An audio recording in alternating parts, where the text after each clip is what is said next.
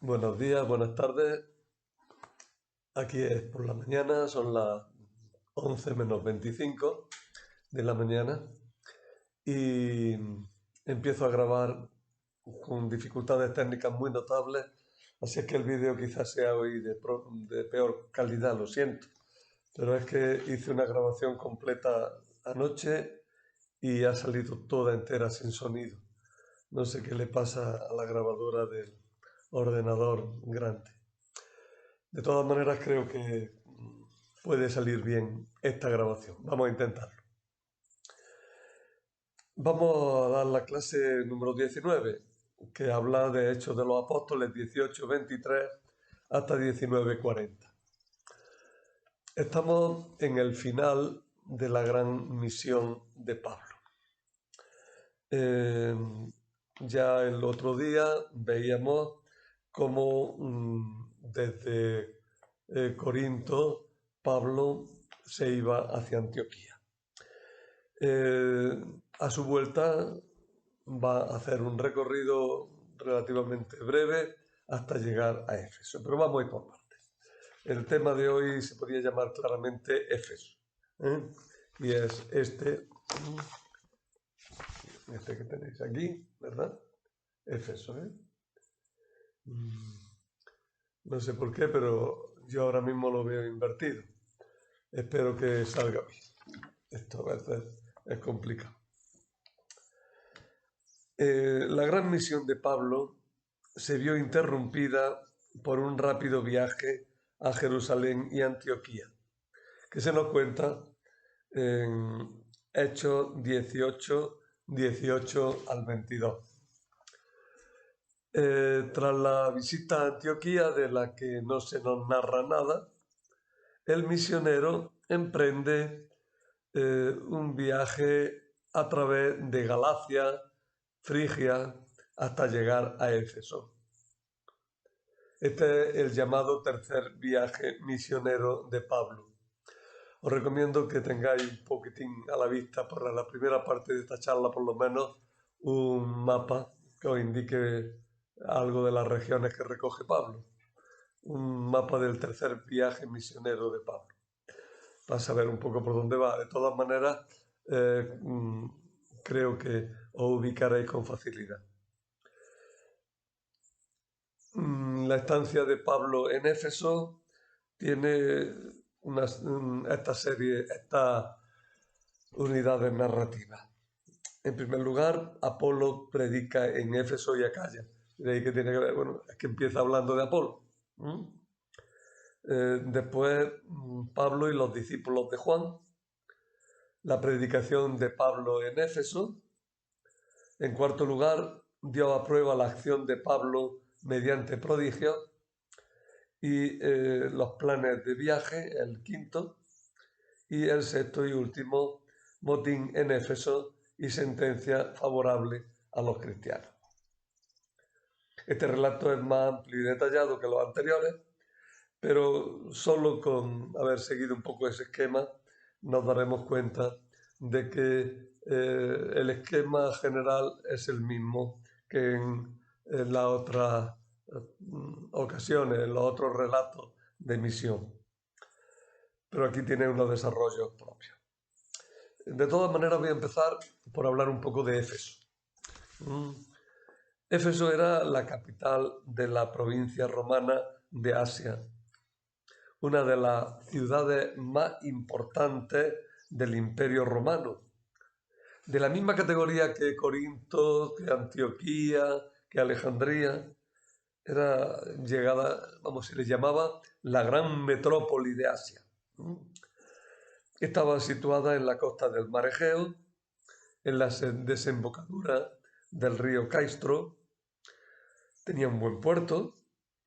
Se decía que la ciudad la habían fundado aquellos personajes míticos, ¿no? La Amazona, que tanto importancia tuvieron en algunos relatos de la mitología griega. De allí partían importantes rutas comerciales hacia el este, el sur y el norte. El éxito grande de Éfeso fue ser un centro comercial indiscutible. un centro comercial importante. La ruta hacia el norte se dirigía hacia Esmirna y Pérgamo, luego seguía hasta Tróade y Europa, es decir, iba a atravesar el estrecho de los Dardanelos y desde allí entrar en Europa. La ruta de los mensajeros, que se llamaba, iba desde Pérgamo y giraba hacia el sur, pasaba por Tiatira y Sardes, llegaba a Filadelfia, por donde pasaba también la vía que venía desde Éfeso hacia Filadelfia, y tras girar al este pasaba por la Odisea. Os tienen que sonar todos estos nombres porque son los nombres de la iglesia del Apocalipsis, ¿eh? Esa iglesia a las que a las que Jesús escribe cartas, ¿no? Y están en el capítulo 2 del Apocalipsis. La carta a Éfeso, a Esmirna, a Pérgamo, a Tiatira, a Sardes, a la Odisea, y me he dejado una, y a Filadelfia y la Odisea. Pues esas iglesias son las que nos marcan esta ruta que estamos diciendo. En general podemos decir que Éfeso estaba bien comunicada hacia el norte por Tróade, por el estrecho de los Dardanelos, y hacia el este porque se internaba hasta llegar a Babilonia. Estas rutas unían las principales ciudades de la provincia romana de Asia, y estas ciudades que hemos ido nombrando pues tenían grandes centros de culto imperial. O sea, eran ciudades muy integradas en el Imperio Romano mediante estos cultos imperiales, ¿no? Y también tenían contacto fuerte pues, con el sur de la península, iban hacia el sur, hacia el río Meandro. Éfeso estaba muy bien comunicada. Y el comercio, su fama cultural y religiosa y la fertilidad de su comarca fueron las fuentes de su desarrollo y prosperidad. Del testimonio de esa prosperidad, de esa magnificencia, de esa grandeza que tuvo esta ciudad, son testimonios las inmensas ruinas que todavía hoy día se pueden ver allí en Éfeso, ¿no? Hay un gran yacimiento arqueológico, una ruina muy grande. Son ruinas, pero nos hablan mucho de cómo estaba la ciudad en su tiempo. Las ruinas principales o los monumentos principales de los que nos quedan restos son la biblioteca de Celso, que es esta que he puesto aquí, que nos habla también de la importancia cultural de Éfeso. Esta biblioteca pues tenía no tanta importancia como la de Alejandría, pero sí que era verdad que era una biblioteca importante y que constituía a Éfeso en un gran centro cultural dentro del imperio. Por otra parte, en el aspecto religioso, Éfeso era muy importante, sobre todo por el culto a Artemisa, del que ahora después vamos a hablar. Y tenemos así ya el trípode, ¿no? Sobre el que se apoyaba la grandeza de Éfeso: lo cultural, lo religioso y lo comercial. Digo que entre las ruinas también, he hablado de la biblioteca, tendríamos que nombrar también la fuente de Trajano, el teatro, el Odeón, la vía de mármol, el templo de Domiciano. Del gran templo de Artemisa diremos ahora que no queda nada. El teatro de Éfeso era importante, ¿eh? Ahí lo tenéis. Y a la derecha la Artemisa, ¿eh? la diosa de los efesios. Y abajo, aquí, está una reconstrucción del templo de Artemisa. Volvemos sobre eso ahora. El teatro tenía una cabida para 25.000 personas y se utilizaba no solo como teatro, sino también como, sino también como lugar de reuniones. Era la gran aula para las reuniones en Éfeso, ¿no? Donde cuando se iba a juntar mucha gente. Era como antiguamente aquí en España la Plaza de Toros, donde se hacían muchos eventos, muchas reuniones. Bien, pues esa función la tenía ese teatro. Y podía servir para asambleas ciudadanas con muchos participantes. Y hablo de esto porque va a tener importancia para el relato que vamos a hacer ahora. También quería hablar un poquitín del templo de Artemisa. En Éfeso había un famoso templo a Artemisa, la Diana de los Efesios, la Magna Mater, identificada con la luna en sus múltiples fases. De este templo hablan con frecuencia los historiadores antiguos como una de las 7 maravillas del mundo. Debió ser algo grandioso, pero fue destruido hacía muchos siglos. Cuando llegó Pablo, el primer templo había sido destruido hacía 4 siglos ya. Un incendio en el año 356 a.C. lo destruyó. Dicen que el mismo día que nació Alejandro Magno.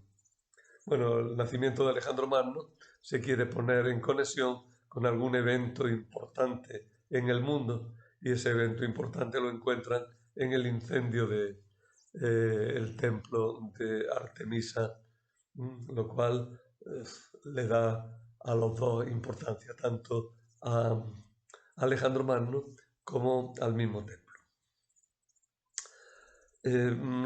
Lo reconstruyeron posteriormente y en la época de Pablo tenía mucha grandiosidad. Habían hecho una gran restauración, que es la que os he mostrado antes, esta de aquí abajo. Esto es una maqueta, no queda absolutamente nada de eso. O mejor dicho, sí, queda lo que os voy a mostrar, una columna en medio del campo.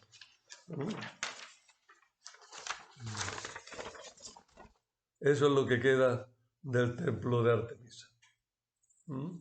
Una columna en medio del campo. Nada. Esos son los restos actuales. Pero fue grandioso, como habéis visto por la reproducción.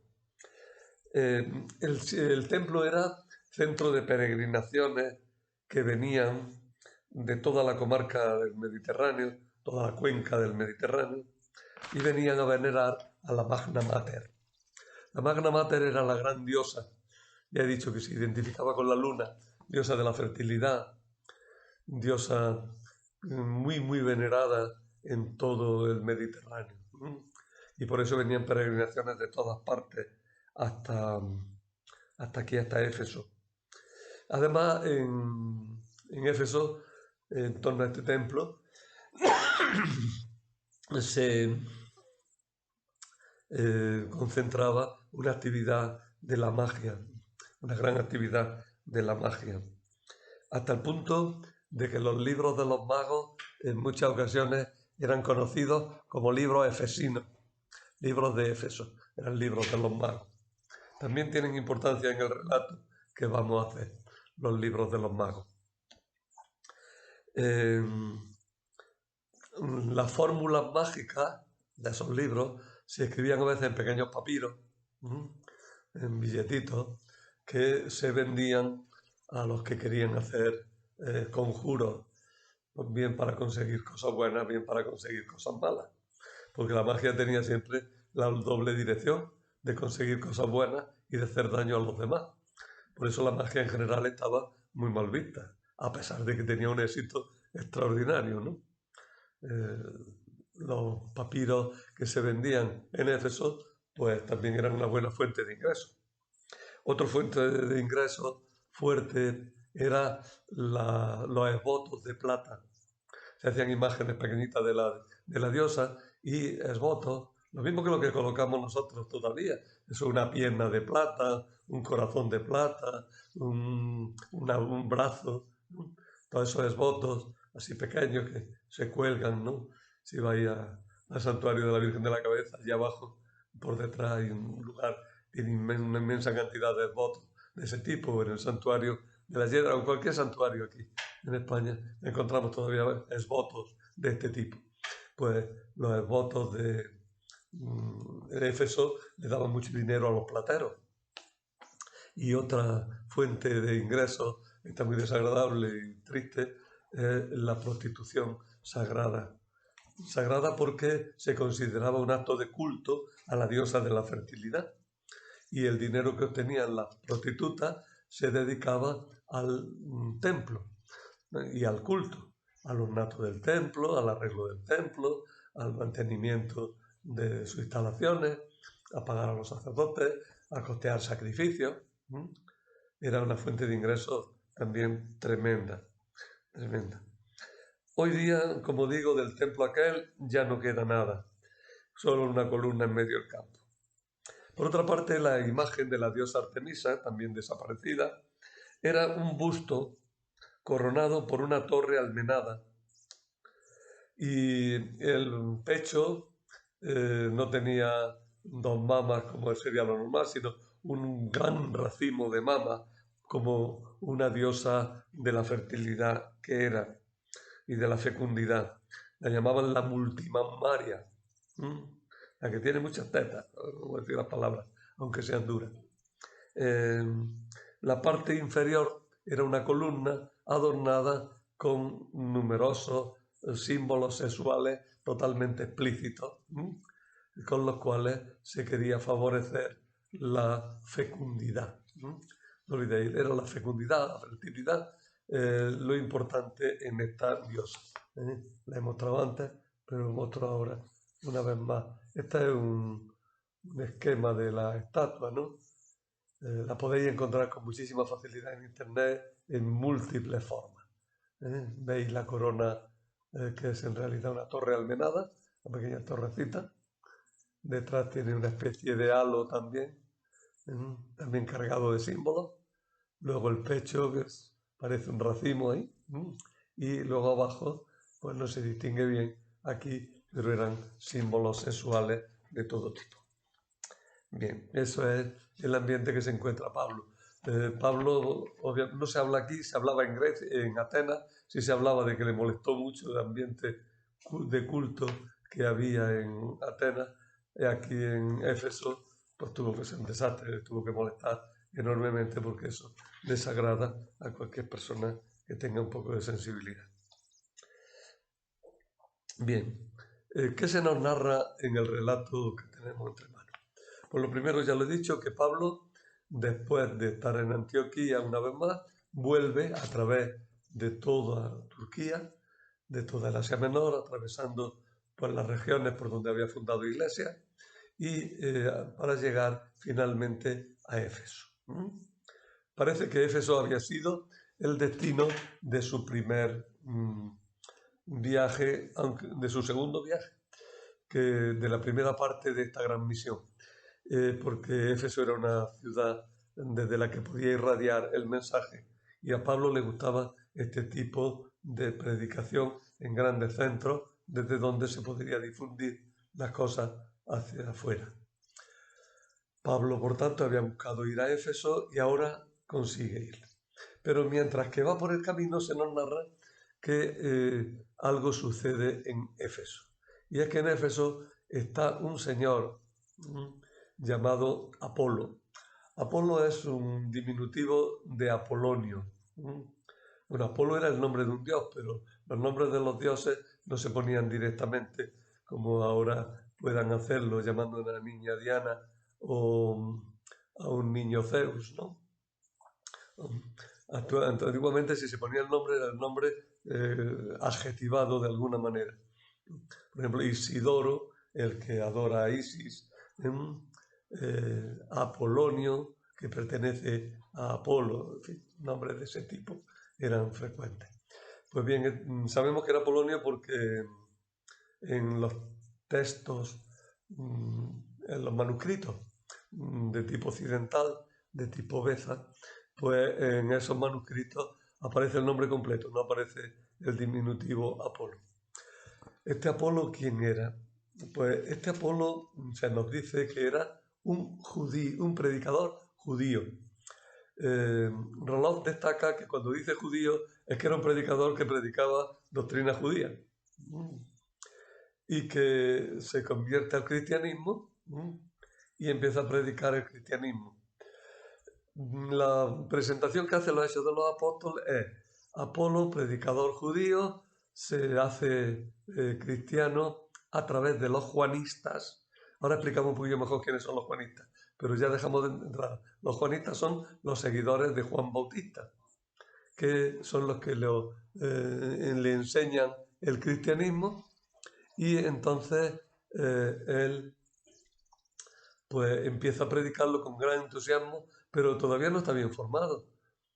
En una de sus predicaciones lo escuchan Priscila y Aquila. Estos dos personajes ya los veíamos antes, que eran dos romanos. Es curioso que se nombre siempre a Priscila por delante, la mujer, porque quizá fue más importante para la iglesia primitiva que el marido, Aquila. Pues bien, Priscila y Aquila conocen a Apolo y se dan cuenta de que tiene una formación cristiana bastante deficiente, lo informan, le dan una catequesis amplia a Apolo y Apolo, entusiasmado, va a seguir su predicación. Pero lo primero que hace es irse a Corinto, que parece que era el destino que quería tener para predicar, ¿no? Si es que este hombre, que había nacido en el norte de África, en Alejandría, es de las pocas veces que se nombra a Alejandría en los Hechos de los Apóstoles. Pues bien, se fue a Corinto, allí su predicación hecha en público, dice, porque ya no tenía lugar en la sinagoga, pues tuvo gran éxito y fue aceptada hasta el punto de que se formó una especie de secta o de congregación o de grupo cristiano en torno a Apolo, ¿no? Tanto que Pablo luego cuando le escribe a los Corintios una vez, ¿no? Dirá que está enfadado con ellos porque se han dividido en sectas. Unos dicen que son de Apolo, otros son de Pablo, otros son de Pedro, otros son... Dice, no, aquí no somos cada uno de uno, todos somos cristianos. Bueno, pues entonces este Apolo, un personaje muy interesante, que se nombra aquí en los Hechos de los Apóstoles, y Pablo habla también de él, como veis, en otros lugares. Pues un personaje importante dentro de la primitiva iglesia y que nos muestra cómo los cristianos pues predicaban entusiasmados cuando conocían al Señor y lo iban comunicando. Pero para San Lucas lo importante es que todos los grupos cristianos se van reduciendo a la unidad. De cara a las autoridades romanas, el autor de los Hechos de los Apóstoles quiere destacar que los cristianos forman una unidad. No son grupos dispersos, sueltos, que cada cual va por su sitio, sino que forman una unidad. Por cierto que el problema de la unidad en la Iglesia ha sido siempre muy fuerte y siempre ha sido, por un lado, objeto de darse cuenta de que la unidad de la Iglesia pues, es apologética, es decir, ayuda a la difusión del mensaje, mientras que la división lo obstaculiza. Marguerite Yourcenar, en su Memoria de Adriano, pone en labios del emperador una frase que a mí me hizo mucho daño, se me clavó cuando la oí como dolorosa, ¿no? Dice el emperador, esos están desunidos como los cristianos. Es que es verdad que muchas veces se han formado muchos grupos muy distintos.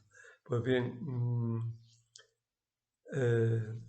el autor de los Hechos de los Apóstoles quiere decirnos que todos los grupos se van reduciendo a la unidad. Igual pasa con los juanistas. Cuando Pablo llega a Éfeso, se encuentra con un grupo dice, de 12 hombres. Parece el número demasiado simbólico. Parece que son los dirigentes de una comunidad más amplia, que tenía a Juan el Bautista como su mentor principal, pero que ellos habían reconocido a Jesús también como Mesías, y entonces tenían una mezcla entre cristianismo y juanismo, ¿no? De hecho, no habían recibido el bautismo cristiano, sino simplemente el bautismo de Juan, el bautismo de conversión de Juan, y además no conocían siquiera al Espíritu Santo.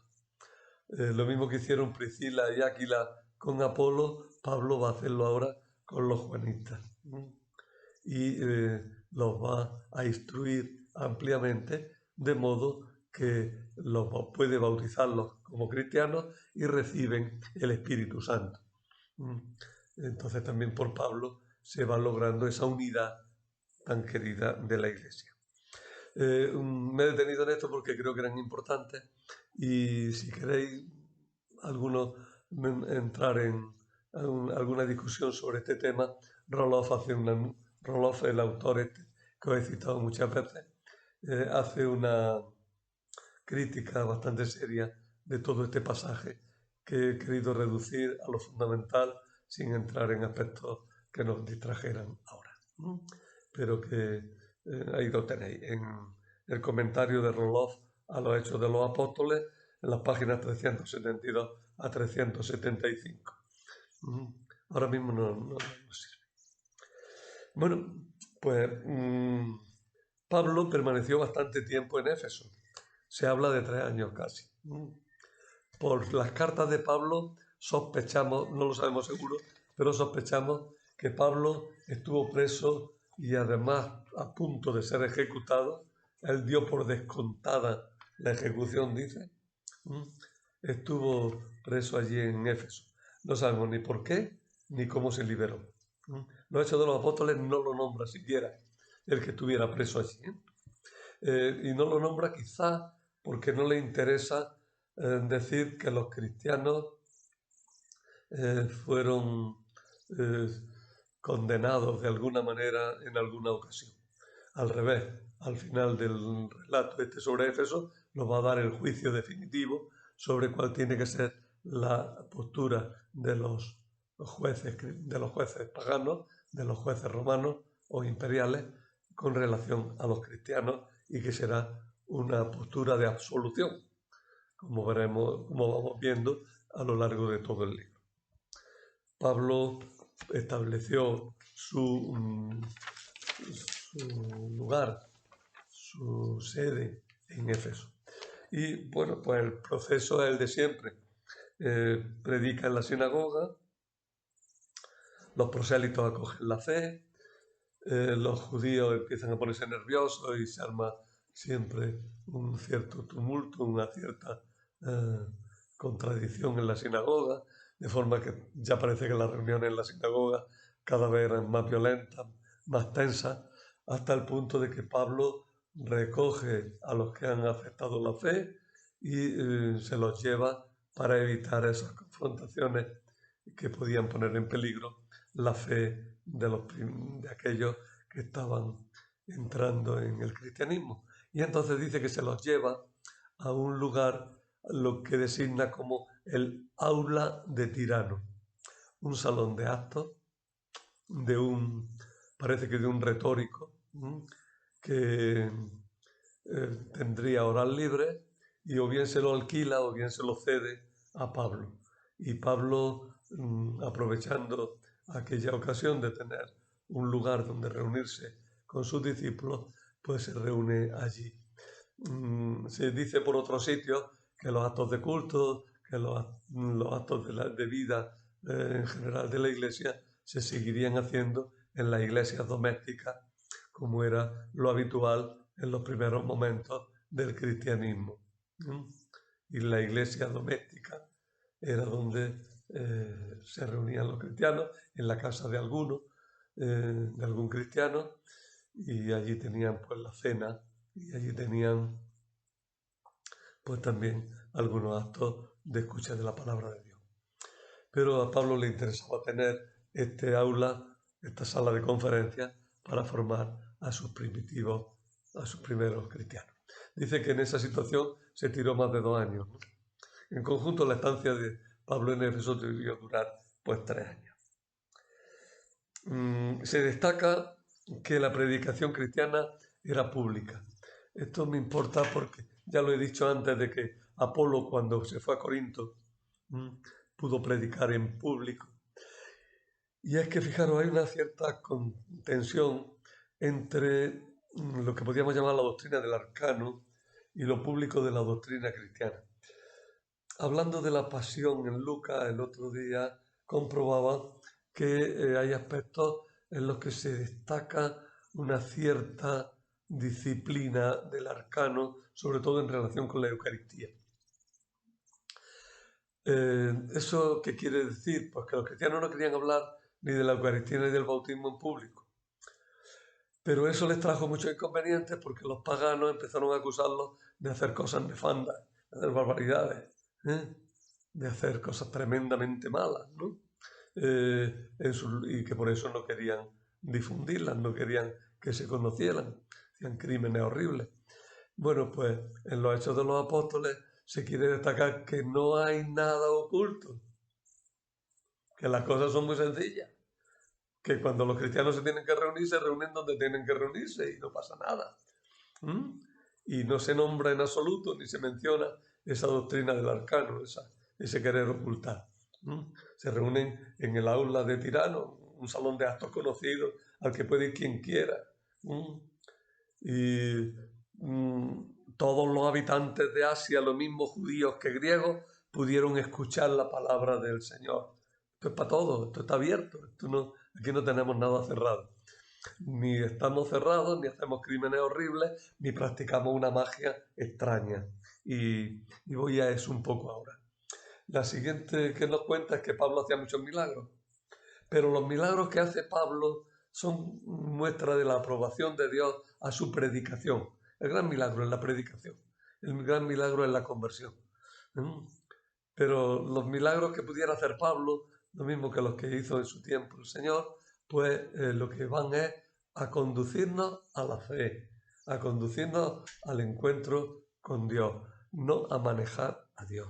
No se trata de magia. Más aún, continúa el relato, unos exorcistas que se decían a sí mismos judíos quisieron utilizar el nombre de Jesús para hacer su exorcismo de una forma un poco mágica o muy mágica, ¿no? como conjuros de magia. Y se vieron atrapados por las fuerzas que pretendían ellos dominar y que sin embargo los dominan a ellos. Dice que cuando quisieron echar un demonio en nombre de Jesús y de Pablo que lo predicaba, ese demonio se vuelve contra los exorcistas y les pega una gran paliza. De tal modo que tienen que salir corriendo maltrechos por el intento de haber manejado mágicamente al cristianismo. ¿Quiénes eran estos exorcistas?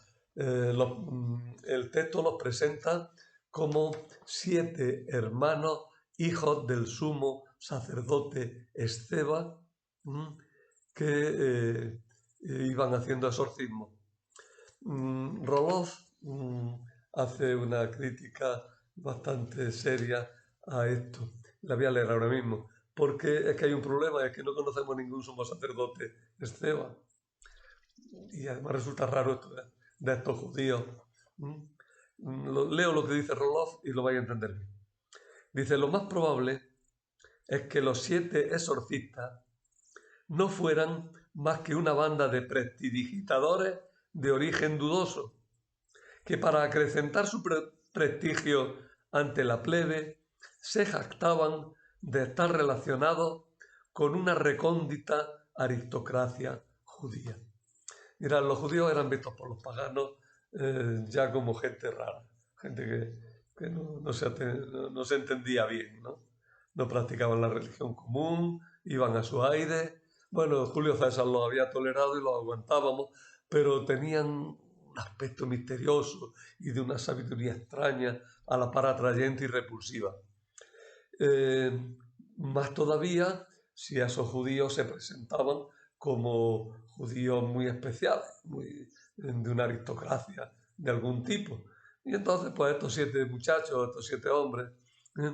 Pues vieron que la magia, que además se la creían ellos mismos, tenían un medio de vida bueno, pues oyen hablar de que Pablo y los cristianos expulsan los demonios y dicen, bueno, pues nosotros aprendemos esos conjuros, utilizamos esos conjuros y echamos demonios, ¿no? Y entonces, pues, el texto de los Hechos de los Apóstoles nos dice que mucho cuidadito con hacer cosas de esas, porque se pueden volver en contra de los que lo hacen, ¿no? Y estos, pues, se las dan de judíos, aunque no lo fueran, cualquiera sabe si lo era. Se las dan de judíos y además nada menos que hijos de un sumo sacerdote, que eso era de gente importante. Oye, que en aquella época no había programas de televisión que le buscaban a uno de quién era y de dónde venía y qué hacía y qué relaciones tenía. La gente se presentaba de una forma muy vaga y en el mundo pues, andaba mucha gente como titiriteros diciendo cosas por todos sitios y que nadie sabía controlar, ¿eh? De hecho, esto de la magia era muy frecuente. Se han conservado placas y amuletos con el nombre de divinidades que se utilizaban para hacer exorcismos.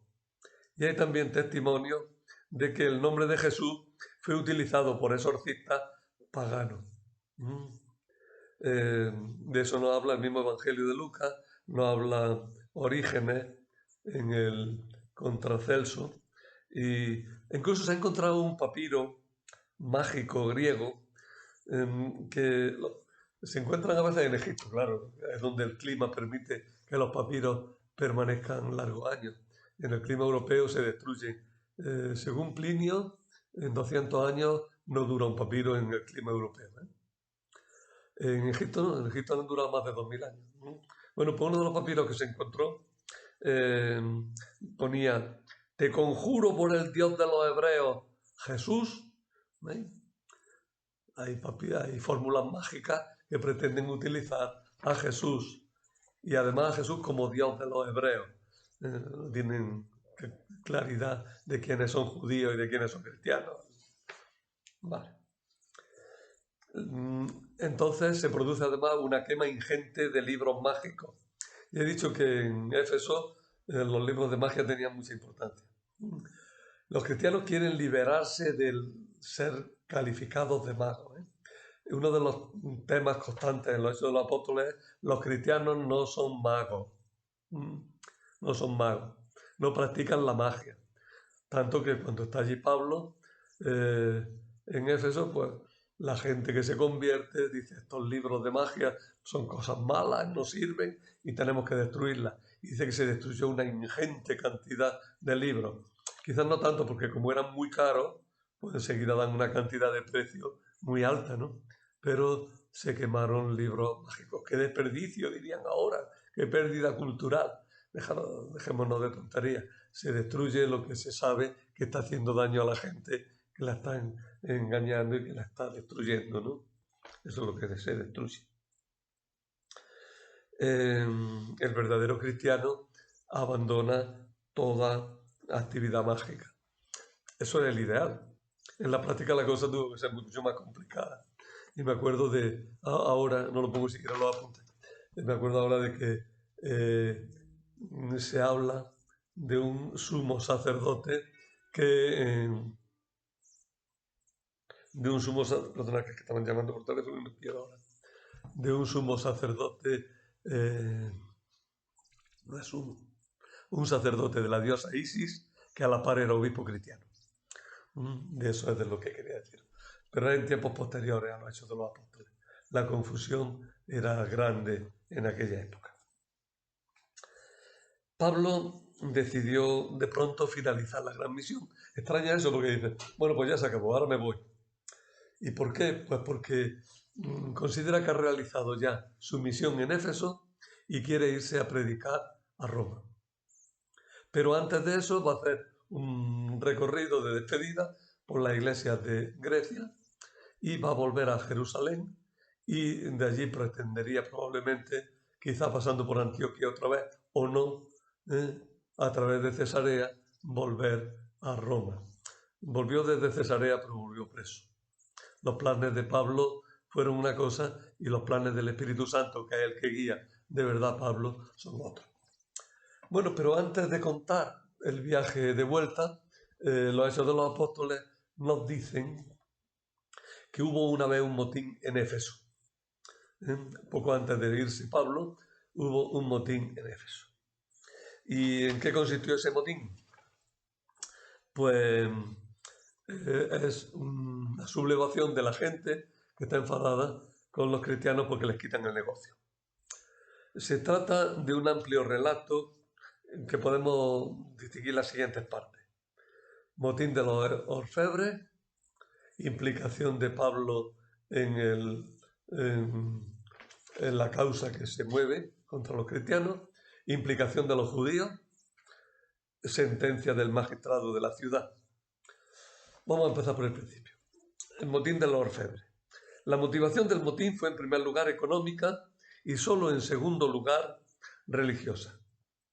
Los plateros de Éfeso, capitaneados por un tal Demetrio, sintieron amenazado su negocio porque Pablo, con su predicación, se oponía a la idolatría. La acusación contra Pablo quedó expuesta en el discurso de Demetrio ante los orfebres. Lo que predicaba Pablo y los cristianos en definitiva lo presentaban como un peligro para la religión comúnmente aceptada por el pueblo y podía provocar una crisis institucional y económica.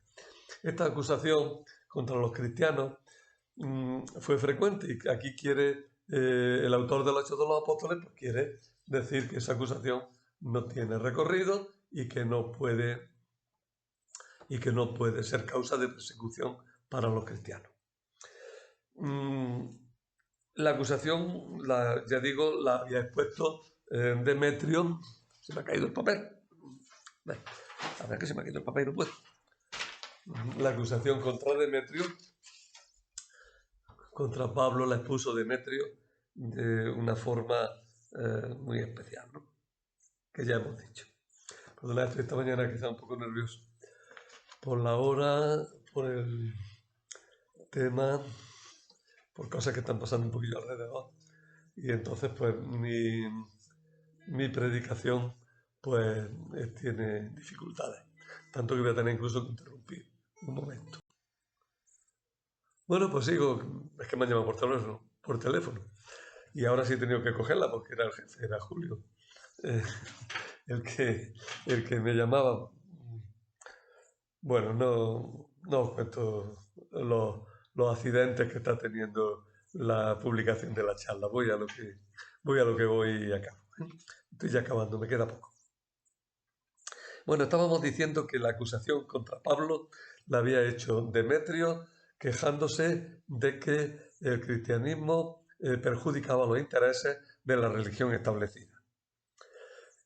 Entonces los amotinados, porque los orfebres armaron un lío espantoso, los amotinados lograron detener a dos compañeros de Pablo llamados Gayo y Aristarco y los arrastraron al teatro como acusados. Parece pues que el teatro de amplio aforo, ya os enseñaba antes una foto de cómo podía ser ese teatro. Esto es lo que queda de él. ¿Veis? Es un teatro muy grande, ¿eh? Para anfiteatro sería relativamente modesto o pequeño, pero para teatro era verdaderamente grande. Veis a la izquierda, bueno, a la derecha será, toda la parte de la escena, delante está donde estaba el coro, los graderíos. Este teatro se utilizaba como salón de actos públicos, ya lo he dicho antes, ¿no? Como plaza de toros en la que hay actos diversos y no solamente las corridas, ¿no? Bueno, pues llevaron a Gayo y Aristarco allí al teatro y allí se reunieron los magistrados y empezó una sesión para ver qué pasaba con estos hombres, ¿no? El motín debió ser bastante grande. Entonces Pablo dice, a Pablo no lo habían cogido preso, quizá incluso no estaba ni siquiera en ese momento en la misma Éfeso, y entonces Pablo dice, yo voy a dar la cara. Pero en primer lugar los discípulos le dicen, estate quieto. Y los mismos asiarcas, ¿quiénes son los asiarcas? Pues los magistrados de la ciudad, ¿no? Los miembros del consejo de la ciudad que regulaban el culto y las fiestas, lograron convencerlos de que no se expusiera a un linchamiento. Porque el problema iba a ser no solo para Pablo, sino también para los asiarcas, para las autoridades. Las autoridades estaban pues a favor de Pablo, aunque sea circunstancialmente, creyeran o no en su doctrina, y consideraron que había que controlar el motín para bien del orden público gravemente amenazado, y que si llegaba a oídos imperiales que el motín, que el orden público se alteraba y no se corregía, eso les traía problemas a las autoridades de Éfeso, ¿no? Y quisieron evitarlo. La implicación de los judíos a través de un tal Alejandro en el caso indica que los judíos quisieron establecer distancia con los cristianos para no verse ellos mismos acusados de lo mismo, porque en realidad el motín les afectaba igual. Los orfebres y la gente tuvo un acceso de nacionalismo y de búsqueda de identidad, un motín identitario, ¿no? Nosotros somos efesinos y los efesinos o efesios veneramos a la diosa y esta diosa es la causa de nuestra prosperidad y tenemos que defender nuestros elementos culturales y todo eso a los judíos pues les iba a traer también verdaderos problemas. Las autoridades se asustan porque el lío puede salir, nadie sabe por dónde y intentan poner paz. Entonces el magistrado de la ciudad, que es designado como secretario o canciller, uno de los jefes de los asiarcas, era un alto funcionario del Consejo Administrativo de la ciudad. Turrado lo califica de esta manera: magistrado que tenía gran influencia en los acontecimientos de la ciudad, encargado no sólo de dar fe de los altos oficiales, sino de preparar leyes, decretos y dirigir los asuntos públicos, verdadero lazo de unión entre la ciudad y las autoridades imperiales. Eso lo dice Turrado en la Biblia comentada del Salamanca. Este personaje en su discurso tiene una intervención bastante importante. En primer lugar, hace una captación de benevolencia. Ay, que los de Éfeso somos los mejores, que ya lo sabe todo el mundo, que no os preocupéis, que aquí no puede nadie hacer nada en contra de nosotros, que tenéis el templo más bonito del mundo, que esa diosa que era menos, que su imagen había caído de los cielos. Porque ellos dicen que la imagen de Astarte, esa cosa tan horrorosa, después había venido, ha sido mandada desde los cielos por la misma diosa, era Aquilopita, era no hecha por mano humana, ¿no? Y entonces pues el magistrado dice, bueno, todos sabemos todas esas cosas, no os preocupéis que esto se va a arreglar. Hace una captación de benevolencia muy buena.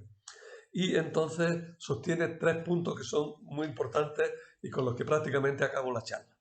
Los puntos que sostiene el magistrado son: según los acusados son inocentes, no son sacrílegos, no son blasfemos. Os habéis puesto nerviosos antes de la cuenta. No son sacrílegos ni blasfemos contra nuestros dioses, dice el magistrado. Es decir, él se pone como parte de los que estaban en el motín y dice, oye, que no os preocupéis, que no va contra nosotros. No, que esto es otra cosa. Aquí os habéis puesto nerviosos antes de la cuenta. Su actuación religiosa no es punible. Punto primero. Los cristianos no están haciendo una actividad religiosa que sea punible en el imperio. Segundo, si hay problemas civiles de dinero, de compras, de ventas, de obstaculización del comercio, de lo que sea, eso va por tribunales civiles. Y se trata el tema de forma pacífica y ya veremos qué es lo que hay. Así es que si tenéis algún problema de tipo civil, de tipo de comercio, de tipo de lo que sea, planteadlo en el tribunal civil, que es su vía ordinaria. Y tercero, tengamos cuidado de no armemos motines de estos que las autoridades imperiales no les gustan en absoluto y podemos ser acusados de sedición. Podemos ser acusados de revoltosos, que no siguen las leyes del imperio y podemos tener un problema serio. Los cristianos no son punibles religiosamente. Si hay problemas civiles se tratan en los tribunales civiles y las algaradas contra los cristianos pueden ser muy peligrosas de cara a la actuación de las autoridades imperiales. Con eso, el autor de los Hechos quiere establecer una última decisión de jurisprudencia en favor de los cristianos. Ya hemos visto tres muy importantes en este ámbito helenístico. La de Atenas, donde el Areópago, el tribunal importantísimo, clásico, dice que no hay causa contra los cristianos. Hemos visto la de Galión, en Corinto, todavía de cierto prestigio imperial mayor aún, puesto que es un procónsul, es un hombre importante, ¿no?, dentro de la administración romana, el que no acepta causa contra los cristianos, porque lo que vienen acusándolo son cuestiones de palabras y de lío entre judíos y los cristianos, que son lo mismo. Interesa decir que son lo mismo, ¿Por qué? Porque la religión judía no es superstición en Roma. La religión judía es religión lícita. Si los cristianos son religión judía, son religión lícita. Y en tercer lugar, esta actuación del magistrado, del canciller de Éfeso, que también viene a decir lo mismo. Los cristianos no son punibles por su actividad religiosa. Y cualquier otro problema que haya contra ellos se trata en el ámbito civil, que es donde pueda corresponder. Y con eso pues acaba lo que hemos estado diciendo. Acaba el tríptico central de juicios contra los cristianos y se acaba la larga estancia de Pablo en Éfeso, que va a comenzar la etapa final, no solo de la gran misión, sino la etapa final de su vida, por lo menos en cuanto a los hechos de los apóstoles, ya que Pablo, cuando volverá a Jerusalén, será detenido, tendrá que ser llevado a Roma y el libro se cerrará estando Pablo preso en Roma y ahí acaba la obra. Ya hablaremos y explicaremos el porqué de todo eso.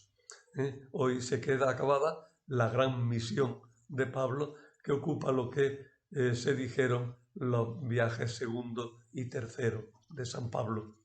Nos queda un poquillo de cómo termina el tercer viaje, pero lo vemos en la clase que viene, porque ya en realidad no pertenece a la gran misión, sino a la despedida de Pablo y al comienzo de una nueva etapa en su vida, la última de su vida.